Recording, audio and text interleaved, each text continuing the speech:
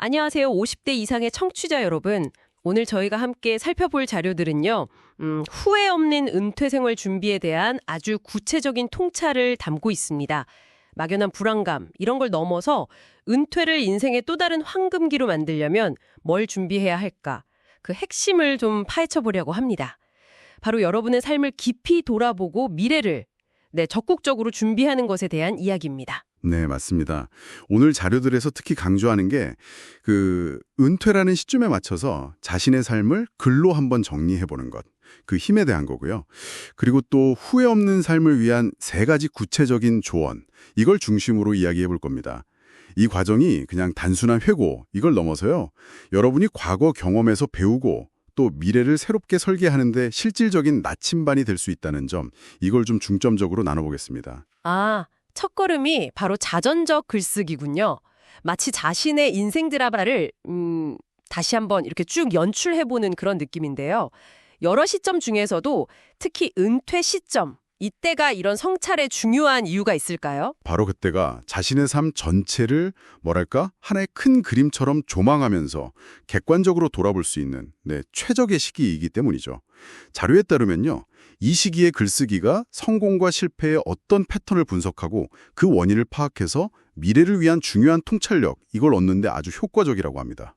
그러니까 단순히 옛날엔 그랬지 이게 아니라 그때 나의 어떤 선택, 어떤 행동이 지금의 결과를 만들었구나. 이런 연결고리를 발견하고 이걸 통해서 미래를 더 잘 준비할 수 있다. 이런 전략적인 의미군요. 근데 자신의 삶, 특히 좀 어려웠던 순간들을 돌아보는 게 누구에게나 쉬운 일은 아닐 텐데요. 자료에서는 이런 점에 대해서도 혹시 언급하고 있나요? 네, 맞습니다. 결코 쉬운 과정만은 아닐 수 있죠. 그래서 자료 중 한 분이 이런 인상적인 말씀을 하셨어요. 내 삶을 글로 쓰기 전까지는 그냥 흘러가는 대로 산 줄 알았는데 쓰고 보니 내 선택들이 모여서 나만의 역사가 되었더라. 네, 이처럼 단순히 사건을 나열하는 게 아니라 자신의 경험에 의미를 부여하고 어떤 서사를 재구성하는 과정, 그 자체가 중요하다고 여러 자료에서 공통적으로 이야기합니다. 자신을 더 깊이 이해하고 또 수용하는 그런 계기가 되는 거죠. 의미 부여와 재구성이라. 흥미로운 지점이네요. 그렇게 자신을 돌아본 후에는 이제 관계에 대한 조언으로 이어지는군요. 자료에서 강조하는 첫 번째 조언, 사람을 귀하게 여기는 것 말입니다. 네, 맞아요.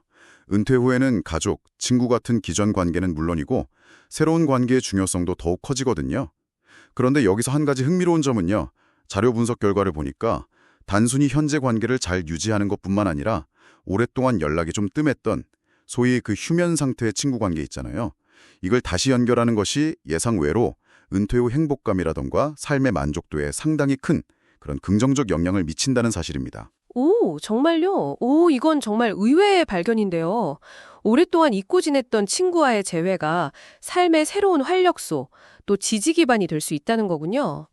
이건 정말 기억해둘 만한 포인트 같습니다. 그럼 두 번째 조언은 무엇인가요? 두 번째는 자신만의 특별한 것을 갖추는 것입니다. 특별한 것이요? 네. 여기서 특별한 것이라는 게 꼭 대단한 재산이나 지위 이런 게 아니고요. 여러분을 여러분답게 만드는 경험, 지식, 기술 혹은 열정을 쏟을 수 있는 취미 같은 무형자산, 이걸 의미합니다.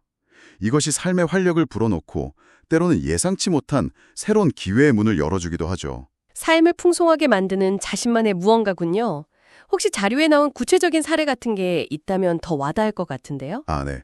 예를 들어 자료에 소개된 한 분은 퇴직 후에 평소 관심 있던 목공예를 배우기 시작했는데요. 이게 단순한 취미를 넘어서 지역 커뮤니티 센터에서 다른 사람들을 가르치게 되고 또 비슷한 관심사를 가진 사람들과 교류하면서 새로운 사회적 관계망을 형성하는 중요한 통로가 되었다고 하더라고요. 와. 네, 자신만의 특별함이 관계 확장으로 이어진 그런 경우죠. 정말 멋진 사례네요. 자신을 돌아보고 글쓰기, 관계를 소중히 하고 사람, 또 자신만의 것을 갖추었다면 특별함. 이제 시선은 자연스럽게 미래로 향하겠군요. 세 번째 조언이 바로 그거죠. 미래를 예측하고 대비하는 자세. 정확합니다. 세상은 끊임없이 변하고 특히 기술 발전 속도는 점점 빨라지고 있잖아요. 자료들에서는 특히 은퇴 후에도 그 디지털 환경 변화 같은 새로운 흐름에 대한 기본적인 이해 그리고 적응 노력이 중요하다고 강조합니다. 나는 이제 뭐 다 배웠다 이런 생각에서 좀 벗어나서 새로운 정보를 꾸준히 접하고 배우려는 유연하고 열린 자세. 이게 삶을 계속해서 풍요롭게 만든다는 겁니다. 결국 이 세 가지 조언, 사람, 특별함, 미래 대비. 이게 처음 이야기 나눈 자전적 글쓰기와 서로 긴밀하게 연결되어서 은퇴 후 삶을 주체적으로 만들어가는 핵심 요소들이군요. 그리고 마지막으로 이렇게 써내려간 삶의 이야기가 개인적인 기록을 넘어서 새로운 기회가 될 수도 있다. 이 점도 언급되었죠. 그렇습니다.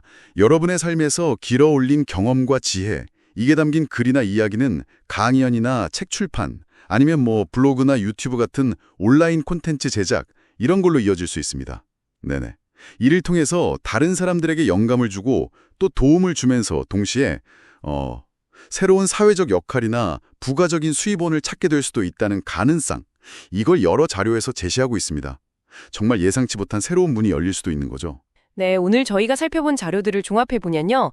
후회 없는 은퇴 생활은 결국 과거에 대한 깊이 있는 성찰, 그리고 현재의 소중한 관계와 자신만의 가치 발현, 또 미래에 대한 능동적인 준비, 이 세 박자가 조화롭게 어우러질 때 만들어지는 것 같습니다.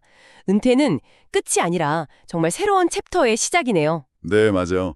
여러분의 삶이라는 드라마는 아직 진행 중입니다. 어쩌면 지금부터가 이전과는 다른 방식으로 더욱 흥미진진하게 펼쳐질 새로운 시즌의 시작일지도 모릅니다. 여러분의 다음 장은 과연 어떤 이야기로 채워질지 잠시 시간을 내어 한번 그려보시는 건 어떨까요? 여러분의 빛나는 황금기를 진심으로 응원합니다. 감사합니다.